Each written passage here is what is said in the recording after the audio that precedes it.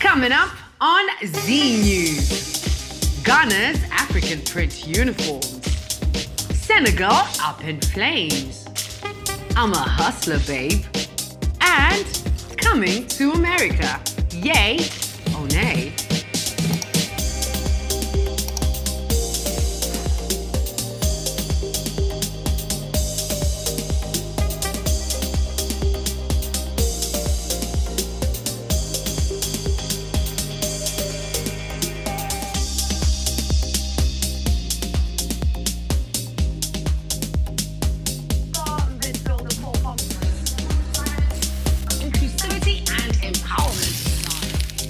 Come to think of it, I've never actually wondered why we've never used African print as school uniforms in Africa, but finally an African state has introduced school uniforms in African print. Ghana has officially turned to using African print for their school uniforms. Yay! An idea that kicked in 64 years after independence. Kudos to the golden country. I mean, they're always so ahead. They always do things their own way. Absolutely love it. Spirit country. Now, this also made me think of the whole wigs and robes that jurists wear when they go to court. I mean, certainly we don't have to reinvent the wheel. I mean, we get it that after being colonized by England, we use English law. We get all that. But I mean, what's up with the wigs? Can we just drop them? Can we just let them be gone with the wind? We're over them. I mean, look at it. I mean, back in 2007, even barristers in the UK decided to ditch the wigs for family and civil cases, and they say we're not doing that. So ultimately, why as Africans are we still holding on to this outdated concept that is preposterous and it's just out of this world when, the originators themselves, they decided to chuck it. They gave it the juices, darling. Why are we still holding on to it? Bafflation. If they have let it go. But anyway, Ghana says that the move to wearing African print is to continue with the whole process of decolonizing the mind to mental slavery. And then hopefully we can move to economic slavery. And then, boom, everyone can be happy as Africans. So I second this notion. Absolutely love it. How do you feel about it? Let me know. Are you for the African print, or you're thinking, what's the point? Uniforms are really lovely, the traditional, the prim and proper. Hit me up in the comment section below.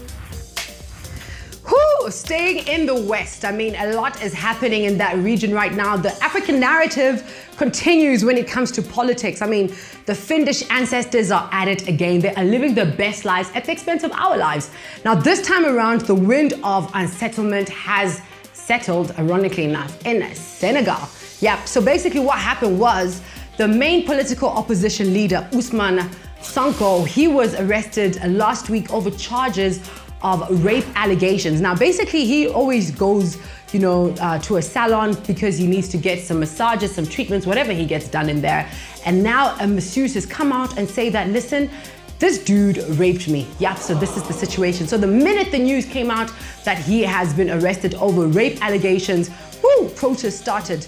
People were already out there. Now, basically, you need to remember that he was third in line to being president back in 2019 after the elections. He's a young man, he's 46 years old. So you can tell that the youth is behind him. 70% of Senegal in itself is a lot of youth. So they are rallying behind it because he's bringing a new wave, a new change. And now, basically they proved that he is a massive threat for 2024. So now everyone is out there, everyone is on the streets, they're protesting and they're going absolutely ballistic, and they're saying if he is not released, things are going to get bad. 5 people have already died up until Monday, and one of them was a teenager. So you can imagine how heated it is when you even have ECOWAS coming in and also putting a whole lot of pressure on President Macky Sall to do something about the unrest, because it is not looking good. At the end of the day, Senegal is like the beacon of hope throughout the whole West Africa. So now if it's becoming unstable, if it's going through all these situations, then it's not a good look. But anyway, we're keeping our eye on the story here on Z News, because this is what we love. We love talking about the economic spectrum. We love to see the changes that are happening. And we always say this, that the youth are definitely taking over with social media. Things are moving very fast. We love to see it. Jack and Jay were 2 little boys who loved hanging out and playing with their toys. Apart from playing with their toys, Jack and Jay decided to share the coins in India and in Africa. But where in Africa? There are 54 countries, so be specific. The 2 goats they got together and they decided that, you know what, let's do something. Let's just do something that is revolutionary, and let us donate 500 Bitcoins so that we can create a B trust to fund Bitcoin development. So now the idea behind all this is the fact that they want to make Bitcoin the internet's currency in the future. And right now, those coins, those 500 coins, they are valued at $23.5 million US. So now they're basically looking for 3 board members who will run with this, okay? That will take them to a whole new level. They don't want to be involved in it. They just want to see where their money is going and how it's coming back and how they're going to enjoy it.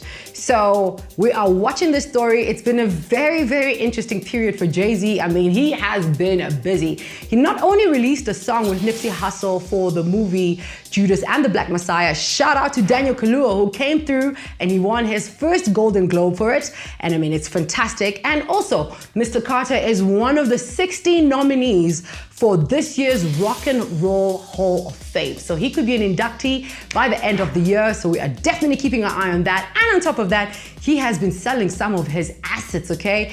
50% gone of his ace of spades, and boof, he came through with a lot of money. I think it was about $630 million. He sold it to Moete Chandon. And on top of that, he also decided to let go and he said deuces, bye-bye, to Tidal that was bought by Square, which is owned by Jack Dorsey. So back again, Jack and Jay, they love to play with their toys. And I mean, listen, if you see them chilling in the middle of nowhere, like Martha's Vineyard, they are talking businessmen. I mean, he did tell us that he is not a businessman. He is a businessman. The much anticipated Coming to America finally dropped on Friday with a plethora of recognizable faces. It was just a whole cameo section of mood. Someone, haha, laughs here, amazing fashion, haha. But you know, anyway, thankfully we had all those old faces that we got accustomed to 33 years ago when the original dropped. And we're so happy that, you know, there are all these new and fresh faces, you know, with the likes of Tiana Teller and Nomza Mombata, who was the breakout star. And of course, you had your cameos from Trevor Noah as well as Davido. So it was just a really cute movie with a lot of notable faces. But a lot of you guys went onto social media and you said, listen, this was just really not it. There was no need for you to go and make a sequel of this because it is blasphemy, it's fallacy at this point. People were not happy about it. But what's your take on it? Hit me up in the comment section. Let me know if you enjoyed it. I mean, listen, the soundtrack was popping. It was fire. Great to see a lot of Southern African artists in there. Prince KB was doing his thing. And of course, the adorable and lovely Shasha. Always proud, always happy to see a Zimba doing great new things and just doing the thing. So yes, so let me know what you thought of the movie. Do you think it was worth it, or it was just something light and laughable? Or yeah, and what's up with those accents, honestly? What was up with them? Why do they always have these funny accents? Why can't they just speak like normal Africans? Hit me up. Mwah. And that's it, guys. Thank you so much for hanging with me. I am done. I'll be back again next week with more hot news for you. Please do hit me up in the comment section. Let me know how you found the show, if you did enjoy it. If you did, hit that like button. And if you want to see more of this, I will deliver to you next week again. But make sure that you hit that subscribe button so you don't miss out on any of this, and hit that notification bell. But until next week, mwah, ciao, stay safe.